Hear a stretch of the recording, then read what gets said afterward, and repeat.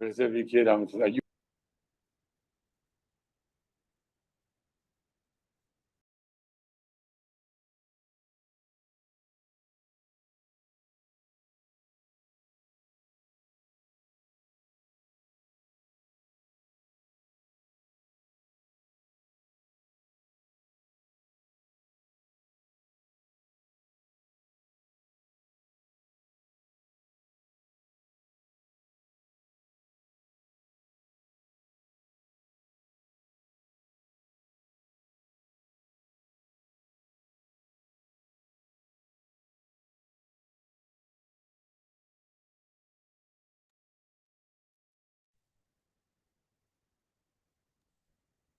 The recording has started and the webinar has started. Sandeepan. Thank you. Hello, everyone. I am Sandeepan, Director at the Foundation for Agrarian Studies, or FAS as we are more popularly known as. Good afternoon or good morning, good evening, depending on wherever you are joining us from. On behalf of FAS, let me first of all welcome you all to this online seminar that which would showcase the socioeconomic conditions of rural women farmers and workers in India, based on data collected through household surveys in the Indian countryside. This event today's seminar marks the culmination of a campaign that we have been running to grow awareness on women farmers and workers in the UN International Year of Women Farmer. Let me say a few words about FAS, about our work, before I hand it over to the chair to take over the proceedings. We are a research organization established more than 20 years ago. The main objective of our research has been to scientifically study the socioeconomic conditions of rural India and other parts of the developing world. Trying to understand, we are motivated by this understanding that any progressive change in the economic, society and economy of India has to begin with the progressive transformation of the Indian countryside. Our core work is research. We run a village studies program for more than 15 years now. Under this village studies program, called the Project on Agrarian Relations in India, we have studied multiple times 12 states, about 27 villages we have studied, and that has helped us develop a unique archive of primary data on all and sundry aspects of the economies of rural households in the Indian countryside. We encourage young and senior scholars who are interested on questions such as rural development, agrarian studies, to come and work with, have a look at the data and try to work with them. It offers a unique opportunity to look at the countryside, at the Indian countryside at the turn of the 21st century. Based on this data, as well as other methods and databases, we have also tried to study various themes, such as the condition of small farmers in India, the condition of Dalit households, living standards in rural India, and so on. And one of the major studies that we have been engaged with, one of the major themes, that we have been engaged with in the recent years, is the role of women and their, trying to understand the central role that they play in sustaining village economies in India. This study, has been important in centering women's economic presence in the Indian countryside. And the project led to a book, if Rebecca can put that up on the screen, that was very well received and has been an important contribution to the scholarship. Since this project, in the last few years, we have been consistently engaging with this question of women and agrarian change. And today's seminar, in some sense, is draws from that long line of scholarship of FAS. Before I close my remarks, let me also quickly introduce you to our journal, the Journal of the FAS, Review of Agrarian Studies, a well-reputed peer-reviewed journal that is dedicated to all aspects of the agrarian question, that tries to look at the question from multiple perspectives. We also publish 2 series of books, the Socio-Economic Survey series and the Agrarian Studies series. And we also do our bit to inform the policy and public discourse on rural India. And I would just request that as and when you get time, please visit our website and our social media to know more about our work. Now, without further ado, let me call upon today's chair. It gives me pleasure to invite Divya Pradeep from the Christ deemed to be University Central Campus. Divya is as an associate professor at the Department of Economics at Christ. And Christ University, let me also say, has been a growing partner of the foundation. We have an academic MOU with them, and we plan to do we plan to grow this academic collaboration in the coming days. And Dr. Divya's presence, I'm sure, in some sense, adds to this rich collaboration that we have ventured into. Dr. Divya, I request you to kindly take over the proceedings. Thank you. I hope I'm audible. Good evening, everyone. Thank you, Sandeepan and the FAS team for the opportunity to chair this webinar, convened at a very significant moment, given that the UN has declared 2026 as the International Year of the Woman Farmer. This global campaign for the woman farmer aims to highlight the contributions of women in agriculture while calling our attention to the significant gender gaps in access to land, resources, technologies, and markets. The declaration has immense relevance for India, given the recent rise in female labor force participation since 2018, largely driven by increased self-employment of rural women in the agriculture sector, which several scholars have described as the feminization of agriculture. Rural women's work encompasses a wide range of activities, from labor-intensive crop production work like sowing, weeding, harvesting, processing, etc., to being livestock rearers, seasonal and casual agricultural wage workers, coastal fish workers, and also forests and commons dependent workers who are engaged in collection of firewood, fodder, and minor forest produce. In the backdrop of such wide-ranging contributions lies the uncomfortable reality that women's work in the agriculture sector is largely unpaid, home-based, and also scattered in nature, and it is often combined with household domestic duties. Moreover, conceptual and methodological inadequacies in the survey design of large surveys, such as the labor force surveys and the time use surveys, have resulted in a systematic exclusion and underreporting of women's work in the rural areas. Today's speaker, Professor Madhura Swaminathan, is a trustee of the Foundation for Agrarian Studies and a former professor and head of the Economic Analysis Unit at the Indian Statistical Institute. She currently serves as vice chairperson of the high-level panel of experts on food security and nutrition, and is a member of the Kerala State Statistical Commission, as well as the IRI Board of Trustees. With over 25 years of experience in research and training in the higher education sector, her work lies in the field of development economics, with a particular focus on agriculture and food security in India and other developing countries, agrarian distress and farmers' income, and the role of women in agriculture. In this webinar, Professor Madhura will situate the work of Indian women in agriculture within the global recognition of women farmers marked by this UN declaration. Drawing on evidence from village studies conducted by the Foundation for Agrarian Studies, she will discuss the critical role played by women in agrarian economies, the ways in which their labor continues to remain undervalued, unpaid, and invisible, and the importance of recognizing this work. May I now invite Professor Madhura to present her work. Following her presentation for about 30 minutes, we will have the Q&A session. Participants can post their questions in the Q&A chat box. Over to you, Professor Madhura. Thank you very much, Dr. Divya.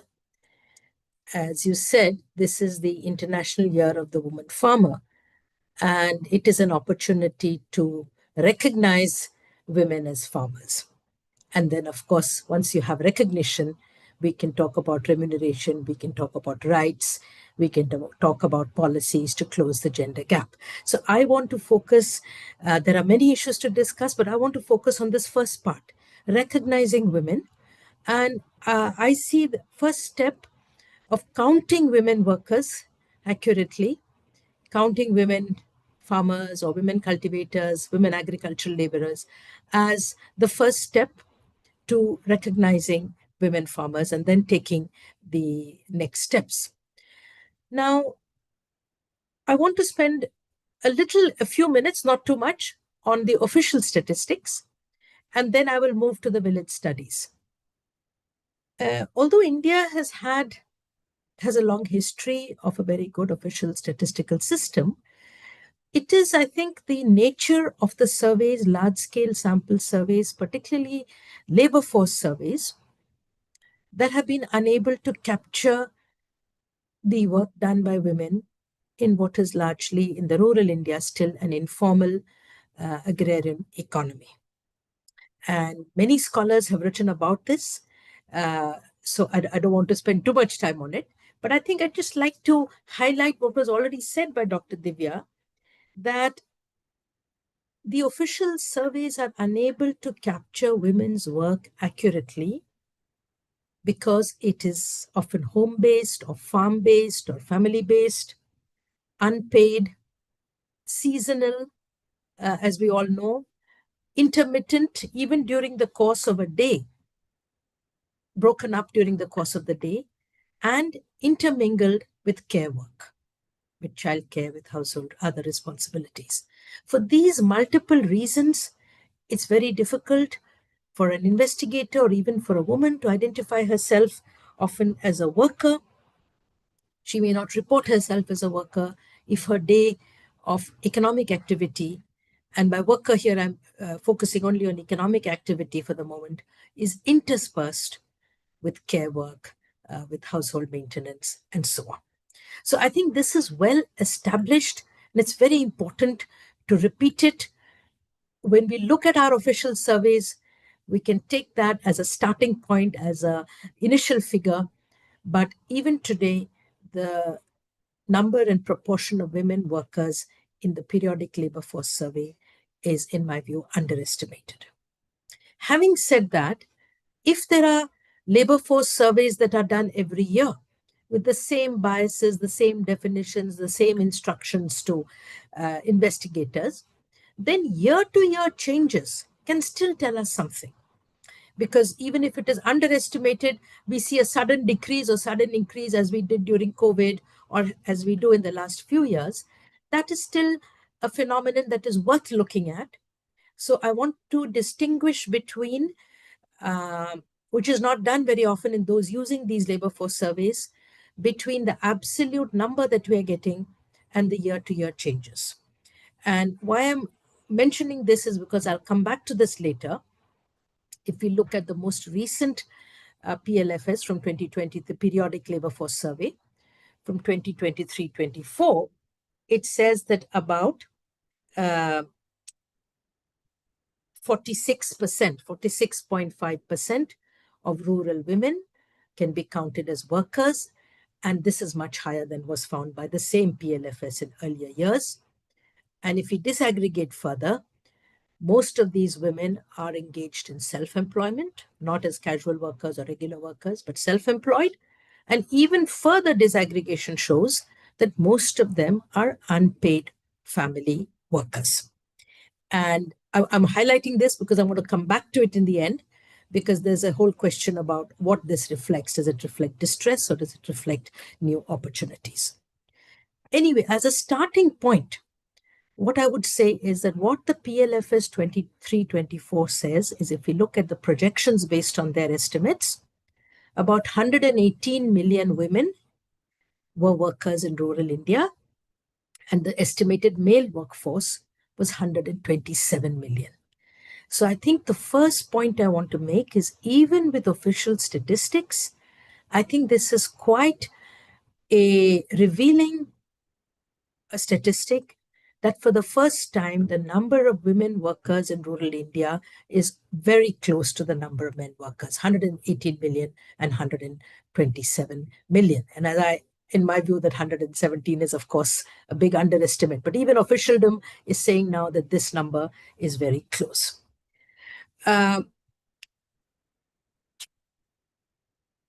Having said that, I also want to briefly say that it is recognized worldwide that time use surveys which ask about the time spent by women in different activities rather than, or men, what were you doing the whole day from early morning till late at night, rather than are you a worker, have given us better estimates of women's work.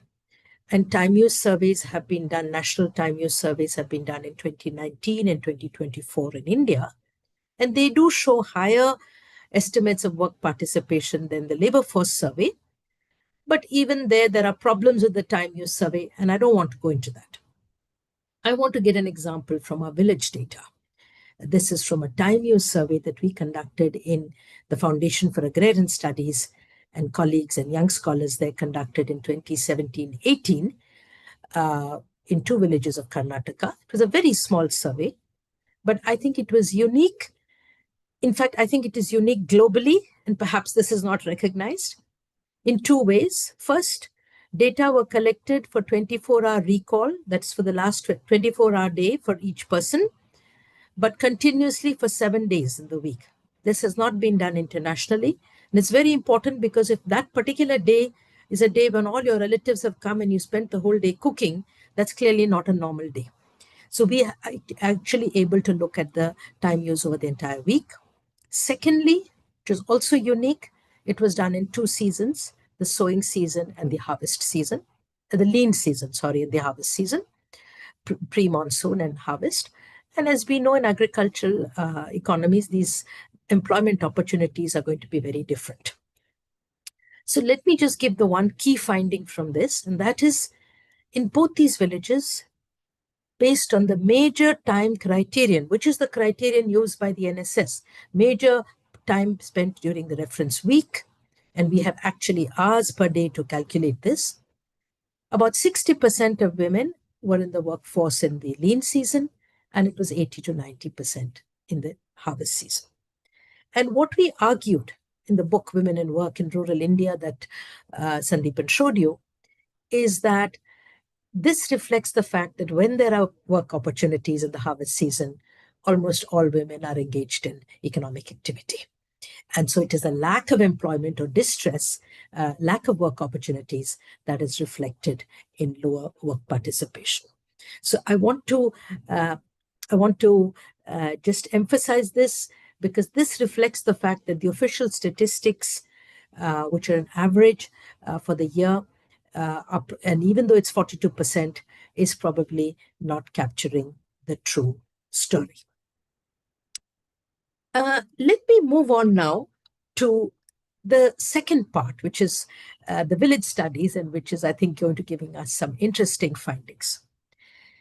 For the last 20 years, in fact, it's exactly 20 years, from 2005-06, FAS has been engaged in a series of village studies, starting with 3 villages in Andhra Pradesh, and as part of its project on agrarian relations in India. Now, using these village studies, we've tried to estimate what is the contribution of women to crop production. So let me step back for a minute. What I was telling you earlier was what proportion of women can be counted as workers in agriculture in some way, whether it is in livestock, whether it's in crop production, whether it's in fisheries. The question I'm asking now is, of total labor deployed on crop production, of total labor used on crop production throughout the year in a particular region or a particular village by all households, what is the share of women's labor? Now, this question cannot be answered with any available official source of data in India. Neither the periodic labor force surveys nor the situation assessment surveys. So although people say women contribute 40% or 50 or something, I don't know how they get that number, because there's no official source of data which has disaggregated not just hired labor, but family labor deployed on farms by gender. So let me give you some estimates from our villages. And these, as far as I know, are the first estimates of this kind in India at least. So, for example, and I must mention, this is work with my, I should have mentioned it at the start, with my colleague Arindam Das from the Foundation for Agrarian Studies. We have selected for today just 4 villages, 2 from Uttar Pradesh, one from Western UP and one from Eastern UP, surveyed in 2023, and 2 villages from Southern Tamil Nadu, from Nagapattinam district, surveyed in 2019. And the only reason we chose is because UP and Tamil Nadu are a contrast, and these are also our most recent village studies. The 2019 Tamil Nadu data have been published in the form, a large part of the analysis in a book. And the UP data have also, many papers have come out of it in the Review of Agrarian Studies 15.1 and 15.2. So let me now turn to the village data. And the question we're asking is, what proportion of total labor used in crop production, which of course is declining over time because with mechanization, the demand for labor in agriculture is going down. Nevertheless, what proportion of that is provided by women? And we've looked at hired labor, that is labor employed on farms. So that would be counting the women agricultural workers, and we've looked at own family labor. Now, when we take hired labor, except for the one Western UP village in Bijnor district, which is a sugarcane growing village and has somewhat different cropping pattern and labor deployment than the others, 1/3 of hired labor comprised women's labor. This is adding the labor done, the labor hours and labor days on all field operations. So not supervision, but all field operations from weeding to plowing to threshing, harvesting, so on. The second question we asked is, what is the share of women's labor? Sorry, what is the share of women's labor on own family farm?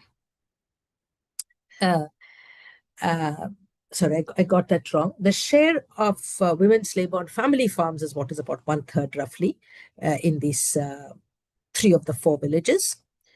And if we add, I'll focus on the big number. If we add total labor deployed, family labor and hired labor on farms, on all farms belonging to households, irrespective of class or caste or farm size, in the study village, and look at the share of women's labor, this share was about 60%, 61 and 57 in the 2 Tamil Nadu villages, Palakurchi and Benmani. So let me restate this. About 60% of total labor used in crop cultivation in the 2 villages we studied in Tamil Nadu is women's labor. Now, this is the kind of number that can help us understand when we talk about agriculture, whether we talk about land rights or access to credit or extension or drones, who are the people who are actually working on the farm, who are putting their labor on the farm. And this is not surprising given that many of the men are now migrating or commuting and seeking non-agricultural jobs that are better paid than agricultural jobs. In Uttar Pradesh, the number is a little lower, and for several reasons, but it was about 41% in our Eastern UP village, Mahatwar village of Balia district. I must caution here that this village does not have very good irrigation. It's a rice wheat cropping system. And again, a lot of men are migrating out. So the absolute days of employment in agriculture are not very high, but nevertheless, 40% of that is provided by women. So this is the first sort of important finding that I wanted to give in today's presentation. Once we know the significance or the size of women's contribution to crop production, we can start looking at who are these women, what castes and classes do they come from, and we know from work of other colleagues in the foundation that can you unmute? Somebody is unmuted here. They come from different classes. They're not from peasant families, from manual worker families. So I think we can start looking further into the kind of contribution of women once we have this gender disaggregated data. So once again, I think another message for those listening in, particularly researchers who are likely to be engaged in data collection, or even those who are involved in policy, is that we need gender disaggregated data. We do not have any official source of data that can tell us about what is actually the labor contribution of women to crop production. Now, once we know that women are working, the second question is the remuneration. What are they earning? For agricultural labor, casual workers or regular workers, it's easier to look at data on wage rates, etc. So I'm not going to focus on that, but I'm going to talk about the women who are engaged in own family labor. This is the category which is the unpaid female helper in the periodic labor force survey. Now, how do we know what is their remuneration or implicit earnings? I think this is a methodological issue that we need to address. But what I want to just mention here today is that in the last 6 months, we have had a series of papers by Bishwanath Goldar, C.S. Shekhar, Agarwal, and most recently by Maitreesh Khatak in EPW, not the Maitreesh Khatak, but the other papers, who have used an absolutely absurd methodology to show that women, the unpaid female family helpers, the category of women that has increased in the PLFS and that comprises the bulk of women workers, according to the PLFS, are productive workers, that they are not engaged in this activity out of distress, but rather out of because it's highly productive. And in fact, this sentence was so shocking, I want to read it out. Bishwanath Goldar and Suresh Chand Agarwal write, why are these large numbers of rural women wasting their time at the farms, engaged in unproductive work in the face of quote unquote time poverty for women in rural India? Do they not have useful work to do at home? I mean, how they even ask this question, I don't know. But the point is, what do they do? What they do is they take the data from situation assessment survey of farmers and they divide it into two types of households. Households with at least one unpaid female family female helper, and that is one woman engaged in unpaid labor, and those without. And then they compare the consumer expenditure, marginal monthly per capita expenditure distributions of these two groups of households and say the distributions are not very different. So households with unpaid female labor have the same expenditure or at the same level of productivity as households without. I think we can take up questions on this later, but I just found that this is, and there's a debate going on about this in the columns of the EPW on how to estimate and how to show. And in fact, Bishwanath Goldar does argue that unless women are getting the same return on their family farm or doing unpaid family labor on livestock rearing or sericulture, any agricultural activity, they would not be engaging in that because the opportunity cost is what they get as an agricultural worker, the daily wage labor. So in order to show this, they've used a very, where there are no direct data on what is the contribution of women workers.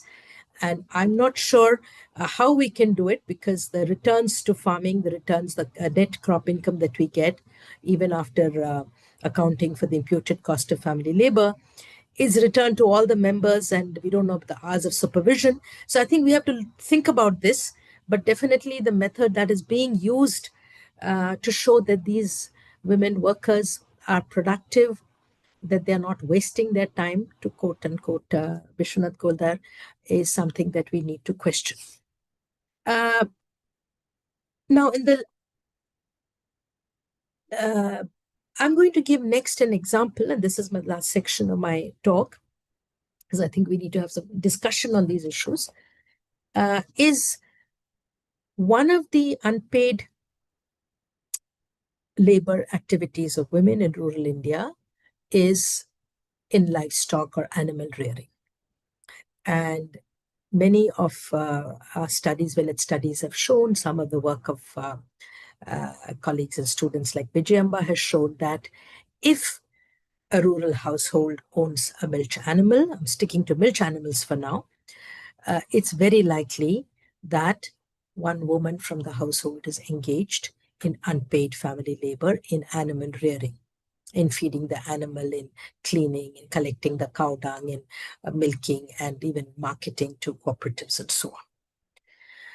So the question is, we know that where there are women in, there are about 40 million households, 40 million milch cattle in India, according to the previous livestock census, which means that at least 40 million women, in my view, would be engaged in livestock rearing. But again, I want to give you an estimate here from village data. And I must mention here that the first estimate of kind of implicit earning or imputed earning of a woman engaged in livestock labor was given by Srishti Yadav in an article she published in the Review of Agrarian Studies, 14.1, based on a study of a village in Haryana. And today I'm going to give you some numbers from the two villages of Uttar Pradesh that I mentioned earlier, Harivli and Bijnor, Western UP, and Mahatwar in Eastern UP in Balia district. And why we chose, these are small villages of about 100 to 150 households, but the number of milch animals were 300 or more. So raising milch animals, particularly buffaloes, is very common here. And that is why we've chosen these two villages. We know the households which have animals. We know whether the women in those households are engaged in livestock labor. This is from our village studies data, from the PARI data. And we estimate the livestock incomes from livestock based on milk production, cow dung, any other products, etc. So if we take the net income from livestock, and we make an assumption that a woman spends at least 2 hours a day if there is one milch animal in the house, and this seems to be assumption used by many other scholars, then we can see that in a year, if there is one animal, a woman is spending 730 hours of labor in animal rearing. In terms of 8-hour days, that is 91 days. So if you're one milch animal, you're working 91 days. And I think this is tells you that how, because it's 2 hours a day, it may not be captured in official statistics or large-scale surveys, but if you actually look at the total annual calendar, it's almost 100 days. And if you have more than one milch animal, it's definitely going to cross 100 days of employment.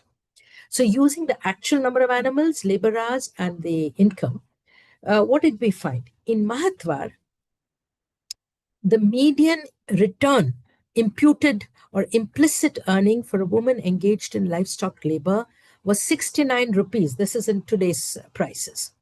69 rupees. The mean was 99. And the prevalent agricultural wage rate for women in the village daily wage rate was 242. In other words, the implicit earnings for a woman engaged in livestock labor was less than 1/3, about 28% of the agricultural wage rate. In the case of Harevli, it was a little higher. The median was 90 rupees. The daily agricultural wage rate was 275. So the implicit earning for a woman engaged in livestock labor or animal rearing was 1/3, exactly 1/3 of the agricultural wage rate. So if I just want to go back for a minute to what I said at the end about this, trying to show that women who are engaged in own family labor and livestock rearing, for example, are only doing so if the returns are as high as in agricultural labor, is clearly an assumption that we have to question. Now, I would like to add here, of course, that there is a range of incomes. So even in Mahatwar village, livestock incomes per person, per woman worker, daily income ranged from minus 231 rupees to plus 674. In Harevali, it ranged from minus 179 to plus 463. In other words, some households were actually making losses on livestock income. Maybe the cost of fodder was high, the milk production was not high enough, or during that particular year, the cow was not, or buffalo was not lactating for many months, and so on, or productivity was low. Whatever the reasons, there is a range. So the median is much less. It's less than 1/3 of the agricultural wage rate. But of course, there are households and there are women for whom the implicit daily return is higher than the agricultural wage rate.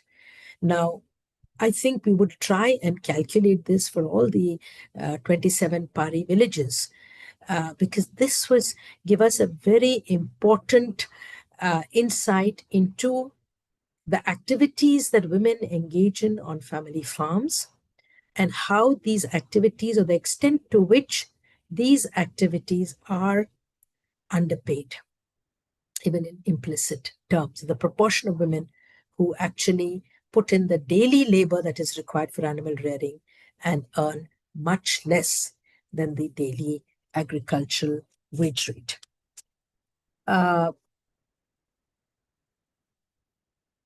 Okay. So, yeah, and just to give you a reference point, in the Haryana village, Srishti Yadav found the median income was minus 26 rupees to plus 121 rupees. So it's quite similar, in the range of kind of numbers that we are finding. And there too, animal rearing was very important in the village. Now, the third component of women's work, on which I won't say much, but just a few words, is women as hired workers, women as agricultural workers. This is the activity on which perhaps we have the strongest data, both at the macro level and from our village studies. But here again, I think the question that is very important and that is not addressed in large-scale surveys accurately is on the days of employment. So we may know how many women are engaged in agricultural labor. We may know what is the daily wage rate and how it's been changing, or how it varies across operation or across different states of India. We get that from different sources, and Arindam can tell you more about that. But we do not have data really on days of employment. And I think that is something that again, the village data can tell you. And what the village data tell you, again, just to give an example, is that in these two villages of Tamil Nadu, the total share of women in casual labor employment was 30%. But the contribution of women from what we would think of as manual worker households, or workers that are likely to contribute to agricultural labor, was only about 1/2 of that.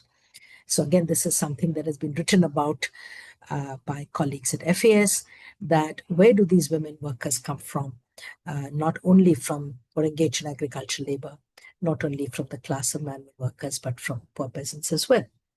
The last point, and I think this is something that has been studied more and established more systematically throughout the country, is the gender wage gap for hired labor. So when we come to hired labor, whatever the state of India, and I think this applies to many parts of the world, there is a gender wage gap.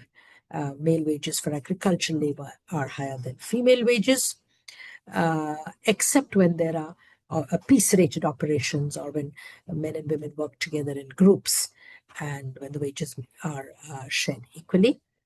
Having said that, I think that when we look at the gender wage gap, we must also look at the absolute wage gap. So in the two Tamil Nadu villages, the gender wage gap, the difference between men's and women's wages was higher than in the UP village.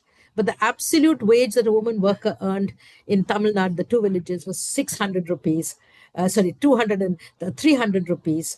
and it was about 250 rupees in Mahathwar. So the gender gap, while we're looking at the gender gap, we should also look at the absolute return to women's a day of work by a woman worker. So I'm going to stop with that because I think I'd like to have some discussions and I wanted to keep this within 30 minutes. I would just end by saying two things again. One is that it's very difficult, it's impossible to calculate the contribution of women workers to agricultural production from official statistics. We've tried to do that at a very basic level, a preliminary estimate from 4 villages in our PARI database, and we'll try to do it from more villages. And I would say that it's very important because unless we recognize and the contribution of women, then talking about the next steps, as I said, whether these women engaged in own family farming are getting access to credit or have land rights will follow once we recognize them as making a contribution to agriculture. Not necessarily, but at least it's the first step. And the third is a plea that anybody who's going out to collect data should try and collect gender disaggregated data to the extent possible, whether it is on access to credit or whether it is on days of employment or days on own family labor. So I'll stop with that for now. Thank you. Over to you, Divya. Thank you, ma'am. It was a very interesting presentation. And I just thought, I'll probably first begin with summarizing a few of your, observations from the study. One thing that is very interesting to see is that women seem to play a very central role in not just crop production, but they're also involved in, livestock, especially milch animals, and also work as wage labor. And it was quite interesting to know that the wage labor in agriculture comes not just from manual labor households, but also comes from peasant households. And that's a very interesting kind of understanding of the rural markets, labor markets. What also struck me is, I think, the fact that the data has been collected over two different time periods, one during the peak season and one during the lean season, helps to capture the variations that might be there in women's work in these seasons. And of course, I do have some questions more related to that, which maybe I'll come in a moment. And the other was about livestock rearing. Again, a very interesting finding. I was quite surprised when you said that a lot of women engage in livestock related activities, even though there are some considerable losses as well. And on the whole, the average implicit earnings from livestock is much lesser when compared to casual wage work. And Finally, the question of, is labor absorption generally very poor within agriculture, crop production itself? And is that the reason why women tend to concentrate or rather, take up livestock activities despite the fact that they are not very well paying, is something that, came as a question to my mind.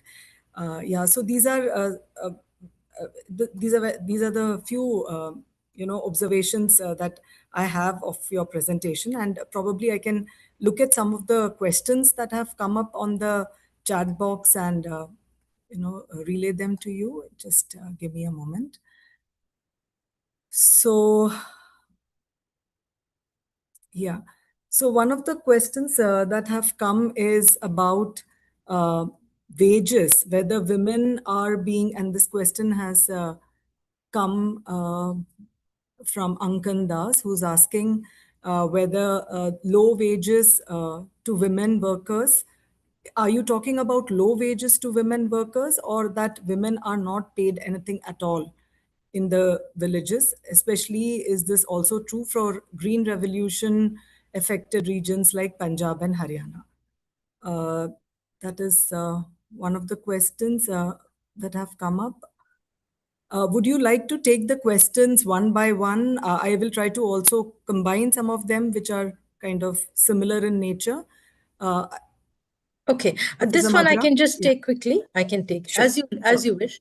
Yes. Women who are hired as workers are paid. They're paid workers. Today, we find that in most parts of India, wages are monetized. They're paid in cash, but they may be also be paid in kind. But women who are working on their own farm, family, home, home garden, homestead, raising animals, taking part in their own fields, they are not directly paid a wage. So for those women, we have to calculate the implicit earnings based on the income from their activity and their share of or their labor contribution. So wage workers, by definition, they're paid wages. I mean, the wages are low, but they are paid wages here. Right. Thank you for that. The other question, there are two questions that have come up. Both are asking more specifically about age and I think education. So the question is related to inclusion of women in agriculture, literacy or education, credit benefits, technology. How is it possible that we have so much diversified problems even at the state level is one of the questions that have come. And whether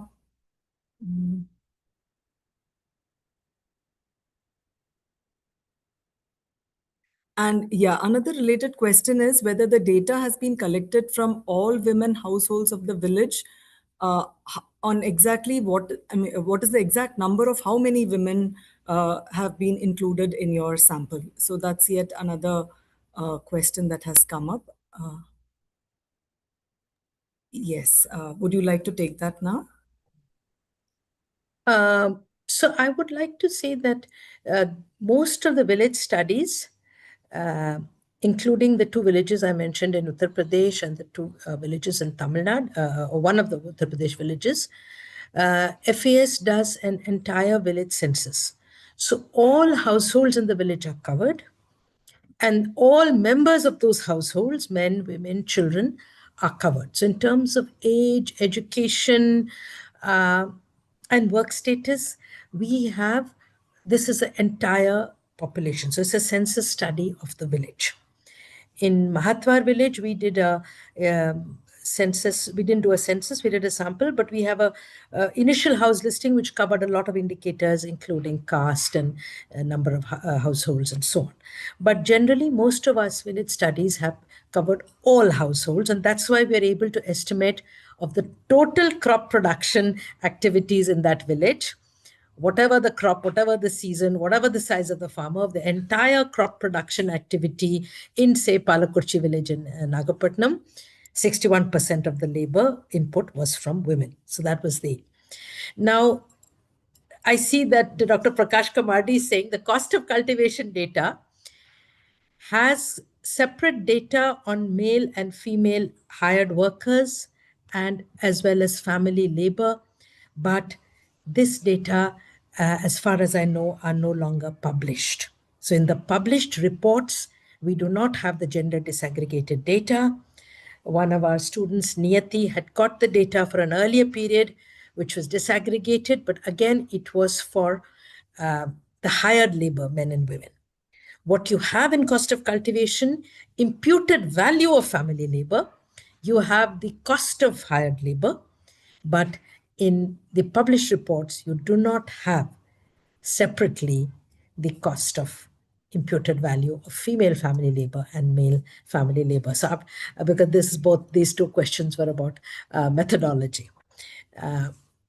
What were the other questions, Divya? That is. Yeah, just to follow up on that question, if I can pose one myself, I was just curious to know whether, when we talk about the time use survey methodology that has been implemented by FAS in the villages, one of the issues with the time use survey of NSS was capturing the combination of domestic duties with self-employment activities as well as own use production activities. And has this new method helped in reducing the kind of classification errors that arise, when women in households perform the same set of activities for both consumption as well as production? Again, more related with the methodology of TUS itself, is that helping to reduce this kind of overlap that often happens? Is a question that I had. Okay, thank you. So one question is, what is the social impact of the rise of number of women in farming? And I think this is a important question. We haven't studied it, but what is the social impact of more and more villages, particularly in North India, say in UP or Bihar, which have elderly people and women and children, and when the men have migrated, or at least they have migrated for significant parts of the year. So I think that's a very important sociological question. What is happening in these villages? And that's something that is definitely worth thinking about, which I haven't done. Or I think somebody it needs to do. Another question asked is about literacy and education, and I think there are many things to look at, and I did not focus on that. So some of the based, for example, on our UP surveys in 2023, in the review of agrarian studies in 2025, there are articles about access to credit for the households and the gender differences in access to credit, about educational levels, how they differ, how they're changing, about days of employment and composition and diversification of employment. And one of the important things here, I think, which is coming up, is men are the first to diversify. So for most men in rural areas today, there's both agricultural and non-agricultural employment. And therefore, for households of worker households, income is from diverse sources, but including agricultural and non-agricultural. And that is why in the PARI studies, we now use the term manual worker households, because these households are not purely agricultural households, even if, when women are working in agriculture, maybe. Whereas women, for many reasons, including social norms, including safety, including childcare responsibilities or other care duties, are more restricted in terms of mobility. And therefore, if the non-agricultural employment is at some distance from the village, even if it's commuting distance, many men may commute 20 kilometers easily or 10 kilometers for a job. It becomes much more difficult for women, and therefore they remain restricted to agriculture and allied. When I talk about agriculture, it includes sericulture, animal rearing, fisheries, and so on, activities which are nearer their home or in and around their villages. And I think this is where NREGA played a role, because NREGA was either available very close to the place of residence, or people were taken, transport was there to take women to the work sites. I want to just say another thing here, which is not related directly to this talk, but about gender disaggregated data. The All India Debt and Investment Survey, which is our main source of information at the macro level on credit, start in the last survey of 2018-19. They asked a question, or they asked each member of the household whether they had a bank account or not. So we have gender data on whether a woman has a bank account, a teenager has a bank account, etc. But this question was not asked for credit. So when we talk about access to loans, we don't have that information. What kind of loans are women getting? We can assume they're getting microfinance loans, but are they getting any loans for livestock purchase? Are they getting any loans through Kisan Credit? And I hope that this question perhaps will be modified in the next round of the survey, and we'll be able to get that data. So there are many stumbling blocks where some data are collected, not reported, as in the CACP, the cost of cultivation data. Some data are not collected, or we know the data on deposit ownership or bank deposits by men and women, but for a very crucial variable, which is access to credit or whether you got a loan or not, we don't have that data. Now, coming to the time use, the time use surveys, we have written about it and the others have written about it, unfortunately did not collect much information on other characteristics of the household. Because when you say somebody is engaged in own activity, if you don't know whether that household is landowning, whether that household has livestock, it's very difficult to know what are those activities that women are engaged in. So although they have got about, if I remember, it's about 60% if you add women who are either employed or self-employed in own activities. We are not able to tell what these activities are because we do not have other correlates or other variables on these households. So that is a kind of missed opportunity with the time use survey. Thank you. Thank you so much for that. There are a couple of policy-related questions that have come up. One is about India's global image as a leader in women-led agriculture. But does it really reflect socioeconomic empowerment of women farmers at the grassroots levels, and whether such feminization reinforces both opportunities as well as lays bare the structural inequalities for rural women farmers? A similar question has also come up regarding the role of farmer producer organizations, which have traditionally been male dominated, and whether with high participation rates of women, whether there is a significant shift towards these more formal structures. Yet again, question on how NGOs play an important role in creating better livelihoods for women. But then what things should be kept in mind, because NGOs are also, it still puts a lot of burden on them, and what things should be kept in mind while engaging in such interventions. There is yet another question which is asking about how female farmers as parents would not want to see their children having to physically toil on the farms, and they would like them to get office jobs in the city. So is this an impending transformation in the demographics? Yeah, these are some policy-related questions which I've just clubbed together. If you would like to take some of them, please let me know if you want me to repeat any of the No, questions. no. Thank you. Thank you. Thank you, Divya. Somebody has written about, asked about, India's image as a global leader in women-led agriculture. So I think this is not clear where that image has come from. And as I mentioned at the beginning, the increase in the official statistics of women in self-employment, particularly as unpaid helpers, not surprising in a way, given that more and more men are migrating to the urban areas, is corroborated or is in line with what we are finding about, as I said, 60% of women in Tamil Nadu or 40% in UP is a contribution of women's labor. But it says nothing about the returns or the wages or the earnings. And so to say that this is, we may be known globally for 40 to 50% of agricultural workers, whether self-employed or hired workers being women, but we clearly don't know whether that is a distress-led phenomenon, what is the level of returns or earnings that women are getting.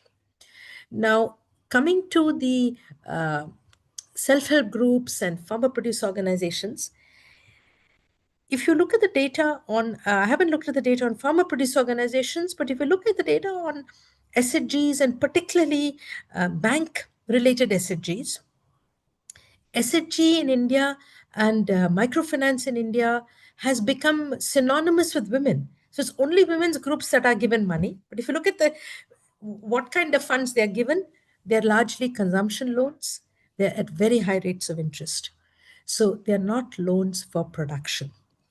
And so if you're talking about livestock rearing or sericulture or in horticulture or even improved crop production, the loans for tractors or the crop loans or the loans for new seeds, are these loans going to women? That question we don't know. Now, in farmer produce organizations which are dealing with marketing, most important, of course, are the cooperatives also. And the biggest area where we have women's cooperatives, or women are largely members of cooperatives, of course, in milk cooperatives. I think if I'm right, we have about 4 million milk cooperatives in the country. But as I said, there are 40 million livestock and at least 40 million women who are engaged in livestock rearing. So it's only a small proportion of them who are members of cooperatives.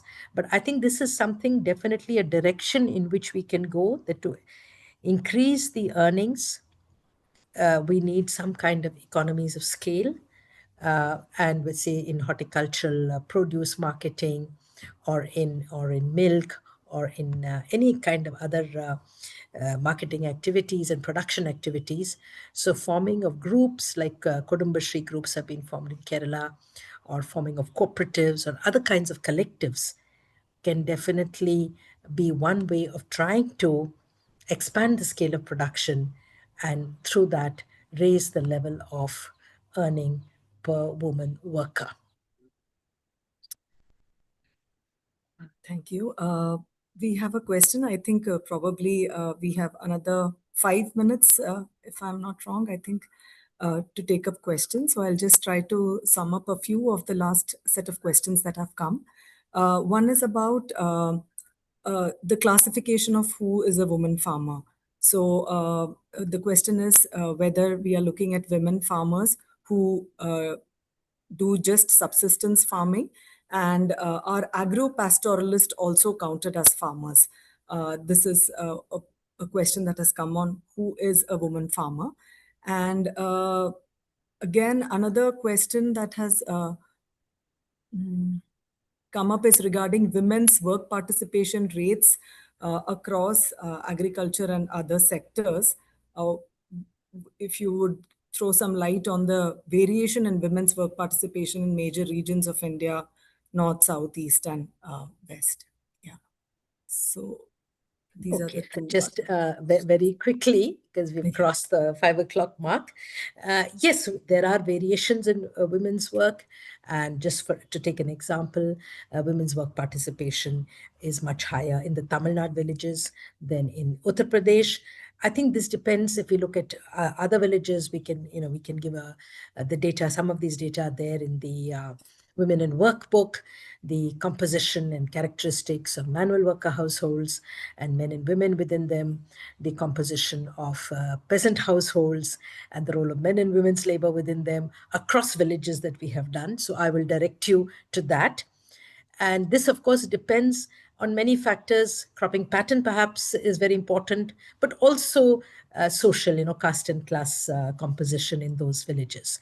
So I won't answer that in depth.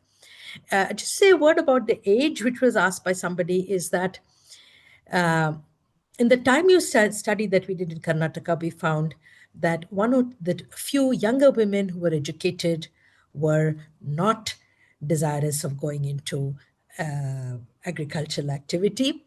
I think they can see it's a lot of hard work and low return. So there is an age, in terms of age profile, yes, younger women.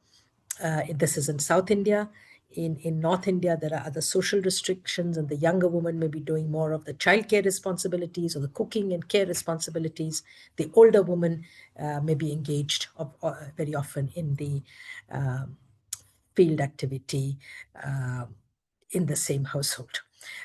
So I think I will just close by saying that we have not studied pastoralist village as such, though we have studied two tribal villages. And when we talk about women in peasant families, they may not be selling the output may be for home consumption. So that doesn't matter. Even if a woman is engaged in farming on her own farm, or leased in land, which we find increasingly, landless households are leasing in land. The women are laboring on that land, and the rice or wheat or maize which is grown is kept for own consumption. Even then, that would be counted as work, because we would value the production. So it's not only marketed production that is counted in income, whether it's income from livestock or income from crop production or any other activity. So I think, stop with that, Divya. Thank you, Professor Madhura. Thank you for also engaging with the questions from our participants. So this entire discussion has been extremely meaningful, and it has thrown open quite number of questions that researchers can further, embark upon and try and understand more.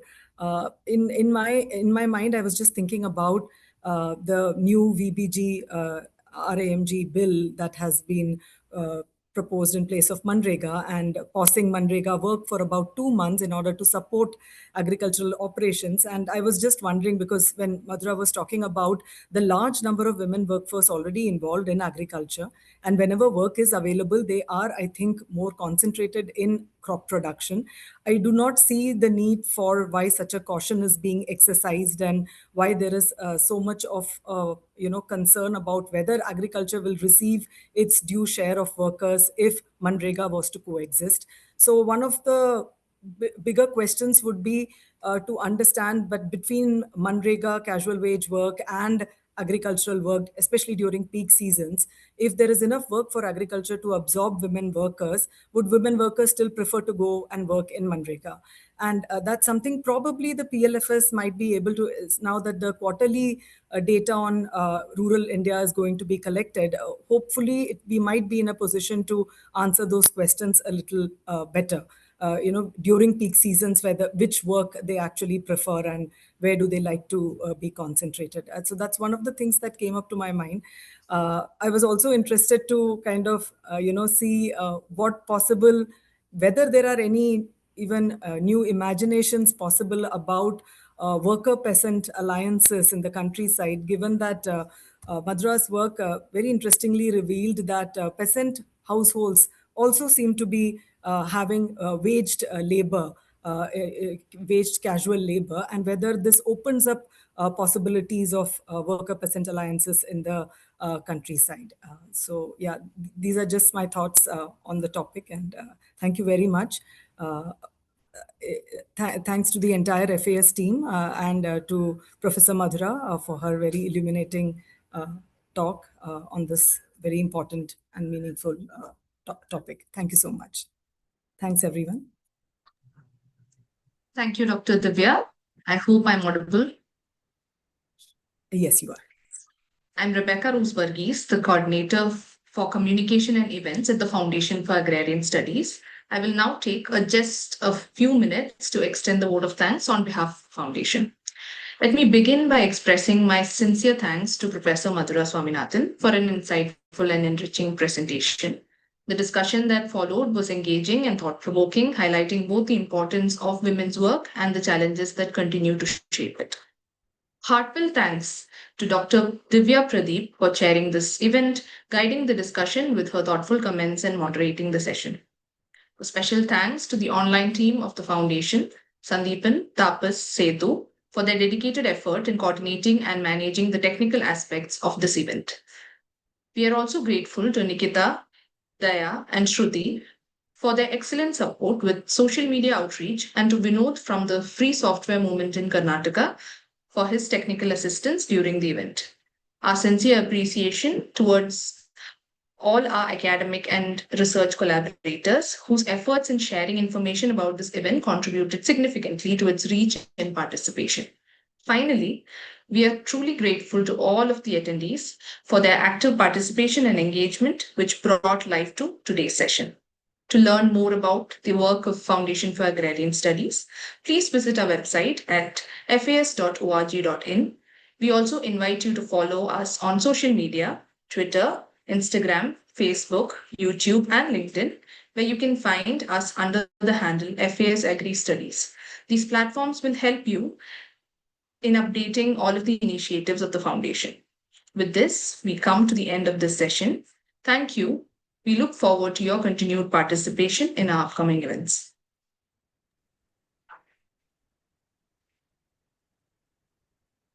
Thank you. Thanks, Rebecca. Thank you. Thank you very much. Thank you, Divya. Thank you, ma'am. Sorry, a lot of questions. I don't know if I answered them, but that is. No, I know in the chat box there were